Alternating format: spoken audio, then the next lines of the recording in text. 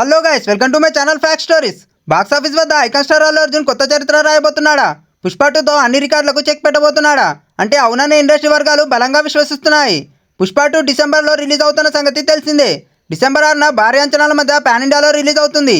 ఇప్పటి వరకు వెనక్కి తగ్గిన ఇక తగ్గేదేలే, బాక్స్ ఆఫీస్ వద్ద చూసుకుందామంటూ ప్రత్యర్థులకు సవాలు విసిరి భారీ అంచనాల మధ్య బరిలోకి దిగుతున్నాడు.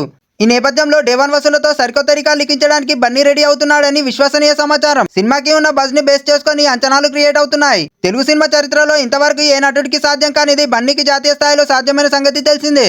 అదే జాతీయ ఉత్తమ నటుడి అవార్డు. వీటన్నిటిని ఆధారం చేసుకునే పుష్ప 2 డే 1 వసూళ్లతో కొత్త చరిత్ర రాస్తుందని ట్రేడ్ వర్గాలు సైతం అంచనా వేస్తున్నాయి. 224 కోట్ల వసూలుతో బాక్సాఫీస్ వద్ద భారతీయ చిత్ర పరిశ్రమలోనే కొత్త రికార్డు నమోదు చేస్తుందని అంచనాలు బలపడుతున్నాయి. అందుకు ఈ మధ్యకాలంలో రిలీజ్ అయిన సినిమాలన్నీ ప్రామాణికంగా తీసుకొని లెక్కగట్టినట్లు ఫిలిం సర్కిల్ భావిస్తుంది. పాన్ ఇండియాలో రిలీజ్ అయిన కల్కి 2898 తొలి రోజు 180 కోట్ల వసూళ్ల గ్రాస్ సాధించిన సంగతి తెలిసిందే. ఇక తాజాగా రిలీజ్ అయిన దేవరా తొలి రోజు 172 కోట్ల గ్రాస్ సాధించింది. దీంతో ఈ రెండు సినిమాలు టాప్ 5లో నిలిచాయి.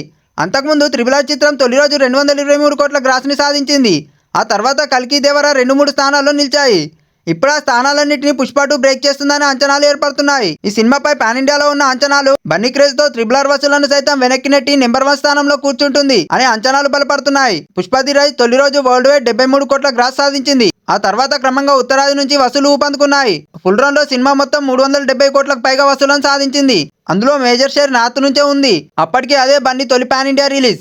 తాజాగా నేషనల్ లెవెల్లో బన్నీ క్రేజ్ తో ఈ అంచనాలు తెరపైకి వస్తున్నాయి. మరేం జరుగుతుందో చూడాలి.